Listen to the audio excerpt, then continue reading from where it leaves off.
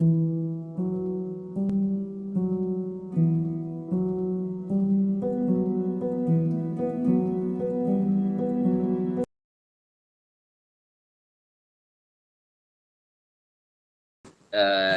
এর জন্য আমি বলবো না, আমাদের যে কোনো কাজে বা যে কোনো স্টাডিতে বা যে কোনো আমাদের লাইফে, মানে আমি যে বিহাইন্ড দ্য সাকসেস স্টোরিজ, যে বিষয়গুলা আমাদেরকে ইম্পর্টেন্ট মানে গুরুত্ব দিতে হবে, সেটার ভিতর হলো যে যেমন আমাদেরকে ফোকাস হতে হবে। ফোকাস বলতে আমি যেটা বুঝাচ্ছি, অনেকে তার জবটাকে সেই ধরে নেয় যে আমার জবটা আমার ফার্স্ট প্রায়োরিটি, বা অনেকের কাছে আমার ফ্যামিলিটা ফার্স্ট প্রায়োরিটি, অনেকের কাছে আমার রিলেশনশিপটা ফার্স্ট প্রায়োরিটি, মানে সিএটা অনেকের কাছে সেকেন্ডারি একটা বিষয় হয়ে দাঁড়ায়।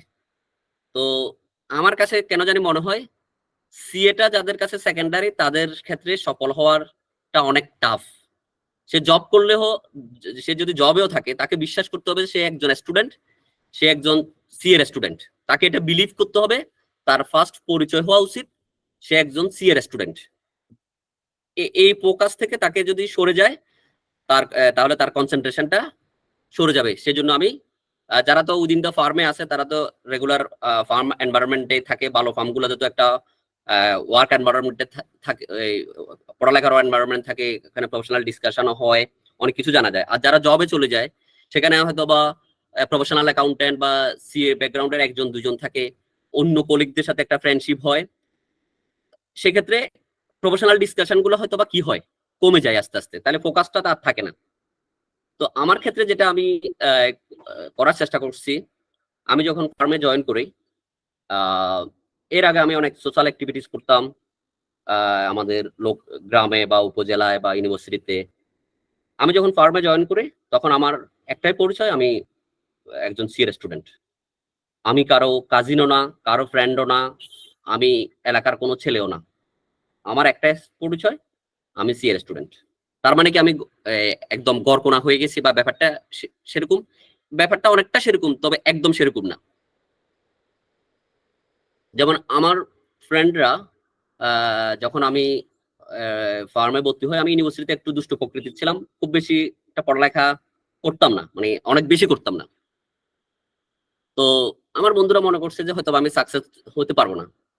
এরপরে যখন আমি আমার লাইফে একটা 3-4টা বছরকে স্যাক্রিফাইস করে, ফর এক্সাম্পল আমি যখন বিবিএ এমবিএ করি সিইউ থেকে, তখন আমি ব্যাংকে বা বিসিএস এ বা অন্য কোনো জায়গায় যদি ট্রাই করতাম, হয়তোবা 2-1 মাস, 3 মাস, 4 মাস, 5 মাস বা একটা রিজনেবল টাইমের ভিতর হয়তোবা কোনো না কোনো একটা জব হয়তোবা ম্যানেজ করতে পারতাম। ওটাকে আমি স্যাক্রিফাইস করে আমি যখন একটা ফার্মে সিএ করার উদ্দেশ্যে আমি জয়েন করি, তখন আমাকে তো এই যে 3টা বছর 4টা বছর যেটা আমি থাকবো ফার্মে, যেহেতু আমাদের রমান রমান হোক, আমাদের রেজিস্ট্রেশন পাইতে আমার লেগে গেছে 11 মাস, তাহলে আমাকে অলমোস্ট 4 বছর আমাকে থাকতে হচ্ছে। 4টা বছর আমি যদি একটা কাজে লাগাই, তাহলে আমার বন্ধুরা যারা 4 বছর আগে জব স্টার্ট করছে, আমি যেন 4 বছর পরে অন্তত তাদের, তারা প্রমোশন পেয়ে ইন দ্য মিন টাইম তাদের এক্সপিরিয়েন্স হয়ে তারা যে জায়গায় পৌঁছাবে, তার থেকে যেন আমি একটু অ্যাডভান্স হই। কারণ আমার তো এখানে অপরচুনিটি কস্ট হিউজ। আমি তো 4 বছর আমি ফ্যামিলিতে কন্ট্রিবিউট করতে পারতেছি না, সোসাইটিকে কন্ট্রিবিউট করতে পারছি না, দেশকে কন্ট্রিবিউট করতে পারছি না, উল্টা আমি আরো কনজিউম করতেছি, ফ্যামিলি থেকে কনজিউম করছি। সুতরাং আমি যদি এই 4টা বছরকে কাজে না না লাগাই, বা আমি যদি আমার ওই সময়টাকে কাজে না লাগাই, আমি যদি আমার ফ্রেন্ডসদেরকে ফোকাস করি, আমি আমার কাজিনদের বিয়েতে 2 দিন 3 দিন থেকে গেলাম, তারপরে ফ্রেন্ডসদের বিয়েতে গেলাম, আড্ডা মারলাম, আউটিং এ গেলাম, আমি বলছি না এগুলো করতে, এগুলো করতে আমি নিষেধ করছি না, আমি সবই করতাম, তখন আমার সার্কেলটা টোটালি ডিফারেন্ট। আমি পিকনিকে যেতাম আইসিবির স্টুডেন্টদের সাথে, আমি ফুটবল খেলতাম আইসিবির স্টুডেন্টদের সাথে। হয়তো ফুটবল খেলার পরে আমি টায়ার্ড, গল্প করতেছি, তখন আমি অ্যাকাউন্টিং স্ট্যান্ডার্ডস এর কেউ একটা পয়েন্ট জিজ্ঞেস করতেছে, সেটা ওখানে ডিসকাশন হয়ে যাচ্ছে। তাহলে এই যে ফোকাসটা, একটা স্টাডি এনভায়রনমেন্টে থাকা, টোটালি একটা গ্রুপের পিপলের সাথে থাকা, এটা আমার কাছে মানে খুবই ইম্পর্টেন্ট মনে হয়। এরপরে আসলো পাংচুয়ালিটি। পাংচুয়ালিটি আসলে এটা মানে অনেক, যেটা আমি খুব বেশি এটাকে ইম্পর্টেন্ট দিই। অনেকে পরীক্ষার 1 মাস 2 মাস আগে থেকে প্রিপারেশন নেওয়া শুরু করে। তো আমার ক্ষেত্রে যেটা আমি করতাম সেটা হলো যে আমাদের আইটি পরীক্ষা তো সবার পরে হয়, তো আইটি পরীক্ষার পরের দিনেও আমি পরীক্ষার হল থেকে আমি সরাসরি লাইব্রেরিতে যেতাম, মানে আমি বাসায় আসতাম না। মানে আমি পরীক্ষা দিয়ে আমার শেষ না, আবার শুরু, পরের সেশনের জন্য আমার আবার শুরু। হয়তোবা সেদিন পড়তাম না, হয়তোবা আমি পড়ার লেভেলের বা আমি যেসব সাবজেক্ট গুলা দিনে বা ভালো হয় না, আমি ওই সব গুলা নিয়ে আবার একটু ইয়ের কোশ্চেন গুলা দেখতাম বা পড়ালেখা করতাম, বা একটু আড্ডা মারতাম লাইব্রেরিতে। বাট যদি আমি বাসায় আসতাম বা আমার অন্য ফ্রেন্ডদেরকে আমি কল দিতাম, তাহলে এটা একটা, আমি আমার ফোকাসটা অন্যদিকে চলে যেত। তাহলে এই যে পাংচুয়ালিটি, আমি সময়টা নষ্ট না করে আমি পরীক্ষার হল থেকে বের হয়ে পরের পরীক্ষার জন্য আমি কি করতেছি, কনসেন্ট্রেশনটা অন্যদিকে না দিয়ে এইদিকে ফোকাস রাখতেছি। আচ্ছা, থার্ড যে পয়েন্টটা আমি আপনাদেরকে ইম্পর্টেন্ট মনে করছি সেটা হলো যে কনসেপচুয়াল, মানে অনেকে ইয়ার কোশ্চেন সলভ করার চেষ্টা করে, প্রিভিয়াস ইয়ার কোশ্চেন সলভ করার চেষ্টা করে, বা আইসিবি অমুক বই থেকে কোশ্চেন করে, অমুক জায়গা থেকে কপি করে ওগুলো পড়ালেখা করি। আমার অ্যাপ্রোচটা টোটালি আমি মনে করব, আমি জাস্ট অ্যাকাউন্ট, ফর এক্সাম্পল এই সাবজেক্টের জন্য আমি অ্যাকাউন্টিং স্ট্যান্ডার্ডস গুলো পড়বো, আমি অ্যাকাউন্টিং ট্রিটমেন্ট গুলো জানবো, এই অ্যাকাউন্টিং স্ট্যান্ডার্ডে এই সাবজেক্ট ম্যাটার আছে, এই জিনিসগুলো আমি জানি। সুতরাং এখানে আমার প্রিপারেশন শেষ, পৃথিবীর যেখান থেকে কোশ্চেন করুক, এটা মানে ওর ব্যাপার। আমি আমার পরীক্ষার হলে কোশ্চেন আসবে, যে কোশ্চেনটা আমি কখনো করি নাই, আমাকে আমার কনসেপ্ট দিয়ে, আমার নলেজ দিয়ে পরীক্ষার হলে এটা আমাকে সলভ করতে হবে। এটা আমার প্রিডিটারমাইন্ড মাইন্ডসেট সেট। কারণ এটা আমি প্রফেশনাল এক্সাম দিতে আসছি, আমি কোনো এটার ইউনিভার্সিটির কোনো পরীক্ষা দিতে আসি নাই। সুতরাং আমার এটা ফার্স্ট প্রায়োরিটি থাকবে, আমি কনসেপ্ট ডেভেলপ করব, নলেজ ডেভেলপ করব, এরপর পরীক্ষার হলে গিয়ে আমি আনসার করব। সেকেন্ড যে জিনিসটা হলো যে এক্সারসাইজ এন্ড এক্সারসাইজ। একটু আগে যেটা বলছি, হয়তো এবার দেখলেন হয়তো কাইসো আইএফআরএস থেকে কোশ্চেন দিল, আরেকবার হয়তো গানার ইয়ার কোশ্চেন দিল, আরেকবার হয়তো পাকিস্তান থেকে দিল, আরেকবার হয়তো ইন্ডিয়া থেকে দিল, তা আপনি আরেকবার এসএসসি থেকে দিল, হয়তো আইসিবির কোশ্চেন ব্যাংক থেকে দিল। আপনি তো যেটা বলছিলাম সেটা হলো যে আমরা অনেকেই মানে আমাদের ম্যানুয়াল, ইয়ার কোশ্চেন, এসএসসিএ, মানে এত শত কোশ্চেন করতে করতে, মানে এক্সারসাইজ করতে করতে, মানে এক একটা টপিক্স এর উপর 100 কোশ্চেন, 150 কোশ্চেন হয়ে যাবে যদি আমরা এভাবে বিভিন্ন দিকে ফোকাস করতে থাকি। তো আমি যেটা মনে করি, মানে আপনি যদি ফুটবল খেলাকে যদি চিন্তা করেন, ফর এক্সাম্পল মেসি, মেসি যদি 1000 টাইপসের কিক প্র্যাকটিস করে, আর অথবা একটা কিক 1000 টাইমস প্র্যাকটিস করে, কোনটা বেশি ইফেক্টিভ হবে, কোনটা ডেঞ্জারাস হবে? মানে একটা কিক সে 1000 বার প্র্যাকটিস যদি করে, আর 1000 টাইপসের কিক সে একবার প্র্যাকটিস করলে, কোনটা বেশি ইফিসিয়েন্ট হবে? তো আমি যেটা বিলিভ করি সেটা হলো যে, মানে সেম জিনিস বারবার প্র্যাকটিস করলে তার নলেজটা, তার আন্ডারস্ট্যান্ডিংটা আরো অনেক বেশি ক্লিয়ার হবে। সে তখন একই কনসেপ্ট দিয়ে অনেকগুলো ম্যাথ সলভ করতে পারবে। তো হোমোজেনাস বা সেম টাইপসের একটা দুটা ইম্পর্টেন্ট ম্যাথ সিলেক্ট করে প্রতিটা টপিকস বেসিসে আপনাকে কি করতে হবে, মানে আমি মনে করি সিএ তে reading the right things, not reading the all things is important. এখানে আপনাকে একটু স্মার্ট হতে হবে। মানে আপনি সবকিছু পড়বেন না, আপনি যেটা দরকার সেটা পড়বেন, সেটা বারবার পড়বেন। তারপরে আমরা, ফর এক্সাম্পল আমরা যখন এসএসসি পরীক্ষার প্রিপারেশন নিতাম, আমরা ফি টেস্ট দিতাম, মডেল টেস্ট দিতাম, তারপর ফাইনাল পরীক্ষায় বসতাম। তাহলে আপনি কি সিএ পরীক্ষাটাকে এসএসসি পরীক্ষাটা থেকে কি সহজ মনে করেন? আমি অবভিয়াসলি সহজ মনে করি না, আবার অনেক কঠিনও না।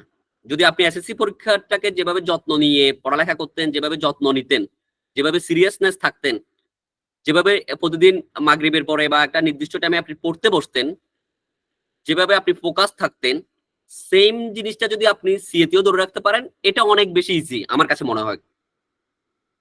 সুতরাং সেক্ষেত্রে আপনি আপনার অবস্থানটা কোথায়, আপনার প্রিপারেশনের লেভেল কি, সেটা যদি বোঝার জন্য আপনাকে নিজে নিজে অথবা কোনো একটা ইনস্টিটিউশনের আন্ডারে অথবা কোনো একজন মেন্টরের আন্ডারে আপনাকে কি করতে হবে, মডেল টেস্ট দিতে হবে, আপনাকে টেস্ট করতে হবে আপনার কোথায় দুর্বলতা, আপনার স্ট্রং, মানে কোন কোন জায়গায় আপনার ঘাটতি আছে। আর সবচেয়ে আরেকটা জিনিস ইম্পর্টেন্ট, সেটা হলো যে স্মার্টনেস ইন দ্য এক্সামিনেশন হল। এক্সামিনেশন হলে আপনার স্মার্ট হতে হবে। ইনস্ট্যান্টলি কিছু ডিসিশন নিতে হবে যেটা দিয়ে আপনার রেজাল্টটা সি থেকে বি তে চলে যাবে, ই থেকে বি তে চলে যাবে।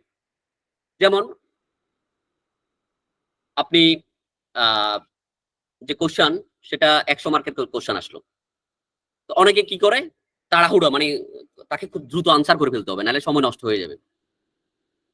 তো সে রিকোয়ারমেন্ট এ বি সি দেখলো যে এটা খুব সহজ, বি সি আর পড়লো না। পড়ার পরে সে ফার্স্ট কোশ্চেনটা শুরু করলে এতে ফর এক্সাম্পল একটা কোশ্চেন 1, এটার এতে ছিল 10 মার্কস, সে 10 মার্কস আনসার করলো। বি তে গিয়ে দেখলো যে সে একটা জিনিস পারলো না, সে একটু জায়গা খালি রাখলো, সে যদি পরে চিন্তা করে লিখবে, সে 2 নাম্বার কোশ্চেন আনসার করলো। এই যে শুরুতেই তার খাতার কি কি কি থেকে যাচ্ছে, একটা খালি থেকে যাচ্ছে, সে এটা পরে হয়তো সময় পাইলে করবে, আসলে সিএতে পরে আর কখনো সময়টা আসে না। তাহলে আপনাকে শুরু করতে হবে যে আপনি প্রতিটা রিকোয়ারমেন্ট পারেন, ভালো আপনার দখল আছে, আপনি জানেন, সেই কোশ্চেনটা সবার আগে সিলেক্ট করবেন, ইনস্ট্যান্টলি যা পারেন শুরু থেকে সেটা লেখা শুরু করবেন। সেটার পরে আপনি সেকেন্ড যে কোশ্চেনটা ভালো পারেন সেটা শুরু করবেন, থার্ড যে কোশ্চেনটা পারেন সেটা শুরু করবেন। যেমন অনেকে থিওরিটাকে আনসার করতে চায় না, সবার পরে আনসার করতে চায়, বাট থিওরি থেকেও 8-10 মার্ক আসে, এবং থিওরিটা দিয়ে ফর এক্সাম্পল অনেকের ম্যাথ এমআইতে বা বিজনেস ফাইন্যান্সে অনেকের ম্যাথটা হয়ে যায়, ম্যাথটা কমন চলে এসছে, সে ক্যালকুলেশন করে সলিউশন করতে পারছে। বাট এটার রেজাল্টের উপর তাকে যে ডিসিশন দিতে হচ্ছে, তাকে যে ইন্টারপ্রিটেশন দিতে হচ্ছে, সে সেটা একদম অর্ডিনারি একটা ল্যাঙ্গুয়েজে দিল, বা অথবা একদম সিম্পল একটা লেখা লিখলো, অথবা ইন্টারপ্রিটেশনটা কারেক্ট হইলো না, তাহলে এই যে এত কষ্ট করে সে 10 মার্কের অঙ্কটা সে সলভ করে যে রেজাল্টটা পাইলো, সে রেজাল্টটা কি মিন করে, সে সেটা কারেক্টলি লিখতে পারলো না, তাহলে তার, আমি মনে করি না তার চার্টার, মানে তাকে নাম্বার খুব বেশি একটা দেওয়া উচিত। কারণ এটা এখানে তো আপনাকে ক্লারিক্যাল এই কাজ করার জন্য চার্টার অ্যাকাউন্টেন্ট হইতে হবে না, আপনাকে তো ডিসিশন মেক করতে হবে। সুতরাং আপনাকে থিওরিক্যাল যে পার্টস গুলো আছে, কনক্লুশন, রিকমেন্ডেশন, এই জাতীয় ইয়াগুলা রিকোয়ারমেন্ট গুলাতে আপনাকে স্মার্টলি ভালো ইংলিশে প্রপারলি আনসার করতে হবে। এটা এই জায়গায় ইম্পর্টেন্স দিতে হবে না, আদারওয়াইজ আপনি এই আপনার প্রতিবারই সি চলে আসবে, ভালো আনসার করতেছেন, আরেকজন দেখবেন যে আপনি 85 আনসার করে সি পাচ্ছেন, আরেকজন দেখলেন যে 75 আনসার করে সে বি পেয়ে পাস করে যাচ্ছে। তার সে 75-এ তার যে নলেজ, তার যে স্মার্টনেস, তার যে কোয়ালিটি, সে সেটা কি করতে পারছে, যে খাতা কাটবে তাকে সেই তুলে ধরতে পারছে। তো এখানে খুব ইম্পর্টেন্ট আমি মনে করি। তো এই ক্ষেত্রে আমি আমার একটা পার্সোনাল লাইফের আমি একটা এক্সপিরিয়েন্স শেয়ার করি, আমার যতটুকু মনে পড়ে। একটা এই আমার নলেজ লেভেলের ট্যাক্স পরীক্ষা। তো আমাদের সময় ছিল যে মানে 10 মাসের একটা ইয়া ছিল, মানে পরীক্ষা, আপনি রেজিস্ট্রেশন পাওয়ার 10 মাস পর্যন্ত পরীক্ষা দিতে পারবেন না, এরকম একটা বাইন্ডিং ছিল। তো এটা ফার্স্ট আমার সময় এই বাইন্ডিংটা উঠে যায়, মানে আমি যখন ক্লাস করি, ক্লাসের হাফ শেষ, তখন আমি জানতে পারি যে আমি 1-1.5 মাস 2 মাস পরে যে পরীক্ষা হবে সে পরীক্ষা আমি দিতে পারবো। আমি আগে জানতাম যে আমাকে আরো 6 মাস পরে পরীক্ষা দিতে পারবো। তো তখন আমার হাতে আর 2 মাস সময়, তো আমাকে ক্লাসের টিচার জিজ্ঞেস করে যে আপনি তুমি কয়টা পরীক্ষা দিবা। আমি বললাম যে আমি 7টাই দিব।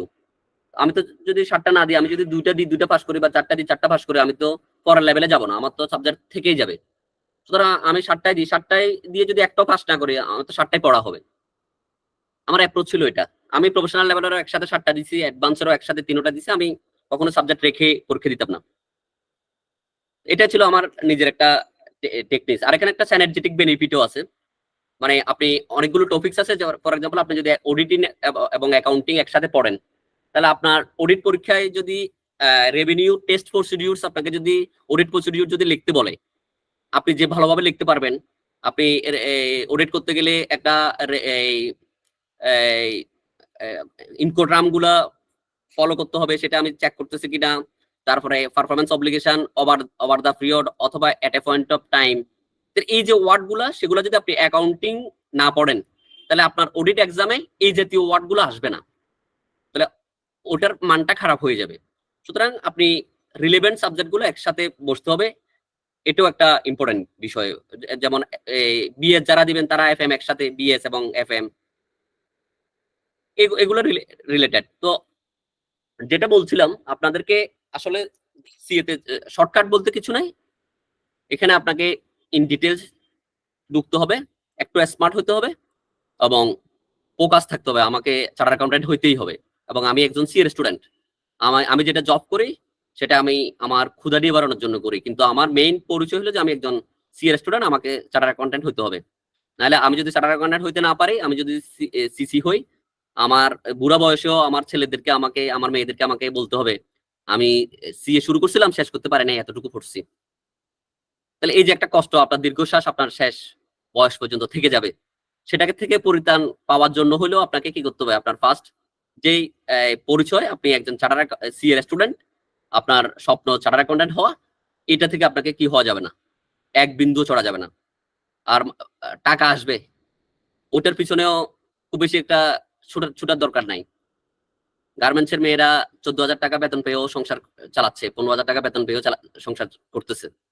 সুতরাং আপনি হয়তো 30,000 টাকা পাচ্ছেন এক্সিস্টিং জবে বা একটা ফার্মে থেকে যাচ্ছেন, আপনি থেকে যান, আপনি এক্সামের জন্য ফোকাস হন, আপনি কাজ শিখেন,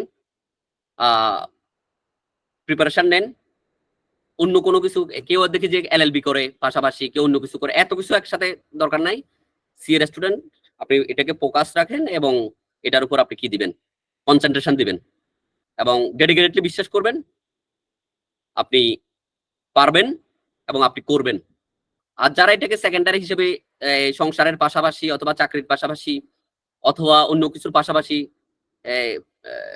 একটা রিলেশনশিপের পাশাপাশি আপনি পার্ট টাইম সিএর স্টুডেন্ট এরকম কিছু যদি মনে করেন, তাহলে আসলে আসলে এখানে সময় নষ্ট না করে আপনি যে কাজ করতেছেন ওটাতেই 100% ফোকাস করেন।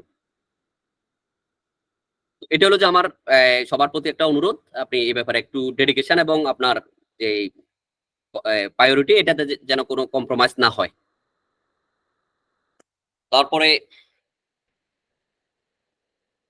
এখানে আপনি যে কোনো একটা সাবজেক্ট প্রিপারেশন নেওয়ার আগে আপনি এই সাবজেক্টের কি কি সাবজেক্ট ম্যাটার, কি কি এরিয়া, কি কি টপিকস আছে সেগুলো সম্পর্কে আপনি একটু জাস্ট ইন্ডেক্সে অথবা ইয়াতে আপনি একটু চেক করে নেবেন। এবং আপনার যে লাইফের যে বয়স, সেই বয়সে আপনি অনেক বছর পড়ালেখা করছেন, সেখান থেকে আপনি অনেক নলেজ গ্যাদার করছেন। সেটাতে সেই নলেজের সাথে আপনার যে সাবজেক্টটা আছে যেটা নিয়ে আপনি পড়ালেখা করবেন সেটা কতটা রিলিভেন্ট, কতটুকু আপনার আগে থেকে জানা, কতটুকু আপনাকে নতুন করে জানতে হবে, আপনি সেটা একটু বুঝে আপনি একটা প্ল্যান সেট করবেন। সেট করার পর আপনি প্রিভিয়াস ইয়ার কোশ্চেনগুলো একটু দেখবেন, পাশাপাশি স্টাডি ম্যাটেরিয়াল যেটা আছে, আপনার ম্যানুয়াল যেটা আছে, ফার্স্ট প্রায়োরিটি হলো যে ম্যানুয়ালটা আপনি একটু পড়বেন, প্র্যাকটিস করবেন। পাশাপাশি যে টপিকসগুলো ম্যানুয়ালে হয়তো বা শর্টলি বলা আছে অথবা ডিটেলস এক্সাম্পল নাই, সেগুলো আপনি গুগল করবেন, ইউটিউব দেখবেন অথবা ফ্রেন্ডসদের সাথে, ফার্মের কারোর সাথে আপনি গ্রুপ স্টাডি করবেন, অথবা আপনি যদি চান কারো কোচিং এ হেল্প নেবেন। হেল্প নেওয়ার পরে এই সাইকেলে আপনার প্রিপারেশনটা কি হবে, আপনি যতদিন পর্যন্ত সাকসেস হবেন না এই সাইকেলে আপনার প্রিপারেশনটা উঠতে থাকবে। আশা করি এই সাইকেলটা একাধিকবার হওয়ার চান্সেস কম যদি আপনি ডেডিকেশন থাকে, যদি লাক আপনাকে প্রেফার করে। আচ্ছা, এক্ষেত্রে আমি এতক্ষণ পর্যন্ত যে ডিসকাশন গুলো করার চেষ্টা করছি সেগুলো হলো যে ইন জেনারেল আপনার এজ এ সি এর স্টুডেন্ট হিসেবে যে কোনো সাবজেক্টের